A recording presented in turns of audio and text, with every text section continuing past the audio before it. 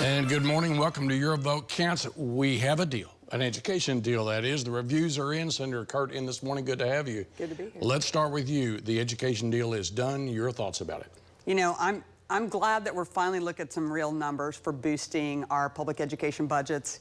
Historic inflation, historic numbers of students. We definitely needed to do this. We were behind the regional average, between $600 and $2,100 per kid. This is going to bring us hopefully into the middle of the pack at least. So we're really investing the money to see the difference for kids in our communities.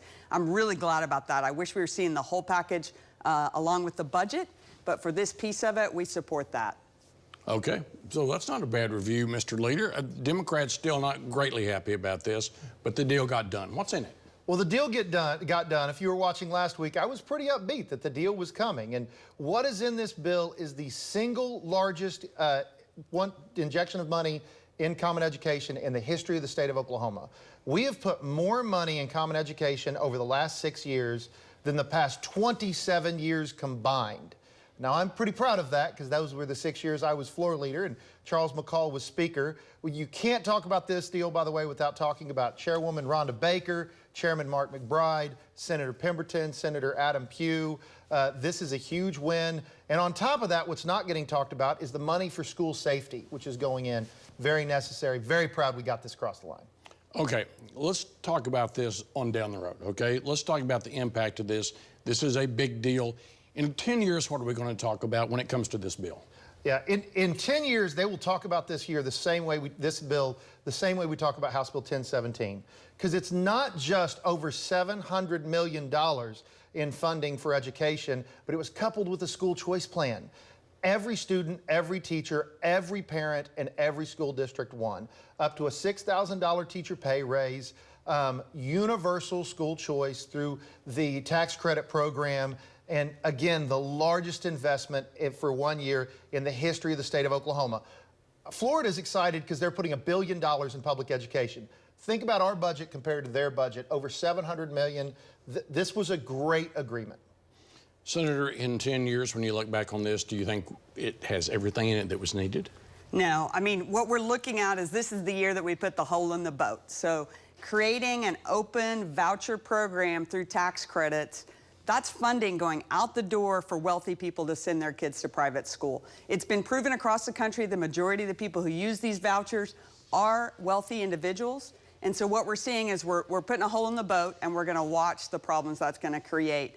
What it created, certainly short term, is a morale problem. And we already have a big exodus of educators, and those educators need to know that we believe our public schools can succeed. Coupling this with the tax credits really undermines all the wins.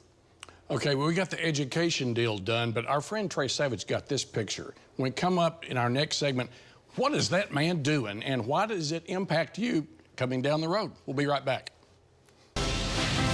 And welcome back. You know, all good things have to come to an end. At some point, Jon Echols will retire from Your Vote Counts. I hope it's not soon. But I was watching News 9 this week, and I found his replacement. Look at this. Salutes. We're saluting David Echols, a senior at Christian Heritage Academy. He is president of the Politico Club and coordinator for Student Council. David will attend OU this fall and wants to go to law school. I mean, look at it. The looks, the hair, got everything. His mama has the dominant genes, right? No doubt, no doubt. Okay, so just before we went to break, there was a picture of you getting signatures. We learned later, thanks Trey Savage for letting us use that picture.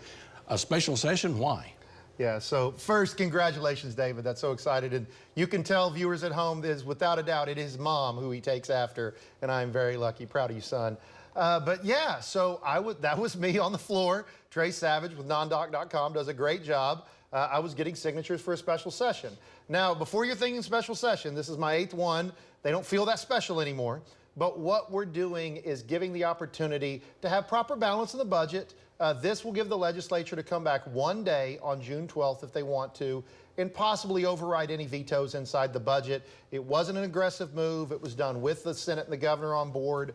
But we will maybe come back June 12th, but we are still adjourning sine die next Friday. That's good to know. Democrats agree we need a special session? Now, so what I'm seeing is more dysfunction. So we've got chaos. If we'd even gotten a budget deal just a few days earlier, this could have gotten done on time. This shows that the legislature, the Republican leadership in the legislature doesn't trust the governor to comply with whatever they agree to on the budget. So this is all a hedge to make sure they can agree in the end. I just think it's more of the no transparency. The people aren't going to see what comes out. I'm sure my experience in special session so far is that a lot of folks don't know what's coming, and then we're going to get things thrown at us that we'll have to read at the last second. We can't give them the proper vetting they need, so it's more chaos. Okay, well, chaos sometimes is interesting to report on, at least. So let me just get right back to on this one. Will we be able to get to the end of the line on time according to the Constitution? You know, I mean, I feel sure we'll do it. Now, the challenge is state agencies, their budgets start July 1. So we're getting closer and closer to when they're supposed to be executing programs for the people of Oklahoma, things that people are counting on. Our driver's license systems, our schools, all of those are waiting to get their budget information. So this kind of lockdown, this kind of gridlock, unfortunately puts them in a bind. If we didn't pass a budget, I don't know what would happen, frankly, because we're not like the federal government. Lockdowns here can't go on, and it's gonna stall out work. Well, thank heavens we're not like the federal government. I know that would get you all fired up. Are we going to get to the finish line on time? Well, we are going to get to the finish line on time. We're going to finish by our constitutional deadline, which is next Friday. And thank goodness we're not like the federal government. We actually will deliver on a balanced budget, which we do every year. Here's the real issue at play, I think, that's left. And I can't, now that we've delivered on historic education reform for parents and for schools, we've got to cut the citizens' taxes. I don't know how popular that is at the Capitol. I'm really disappointed. But one of the things I can say is I'm fighting like crazy for it. We have to do something where the citizens of the state of Oklahoma somehow pay less in taxes than they do last year. Historic amounts of savings. That's what I'm looking for, but we'll have a budget on time. Okay, we'll see what happens this final week. Hey, congratulations, David Echols. See this again at news9.com/yearbook counts, and follow me on Twitter, Instagram, Facebook @Mitchell Talks.